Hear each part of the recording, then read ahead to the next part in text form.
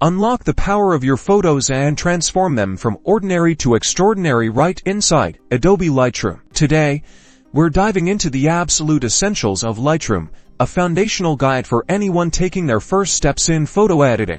First things first, once your photo is imported, navigate to the Develop module. This is where all the magic happens. Let's start with exposure. This controls the overall brightness of your image. Dragging it right brightens, dragging it left darkens. Find that sweet spot where details are visible without being blown out. Next, we have contrast, which defines the difference between the light and dark areas. Increasing it adds punch and depth, while decreasing it softens the image. Now, let's talk about white balance. This is crucial for accurate colors. Use the eyedropper tool to click on a neutral gray or white area in your photo, and Lightroom will intelligently adjust the colors. You can also manually tweak the temperature for warmer or cooler tones and tint to adjust green or magenta casts. Finally, don't forget cropping.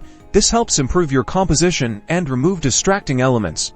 Select the crop tool, choose your desired aspect ratio, and drag the corners to refine your frame. And there you have it.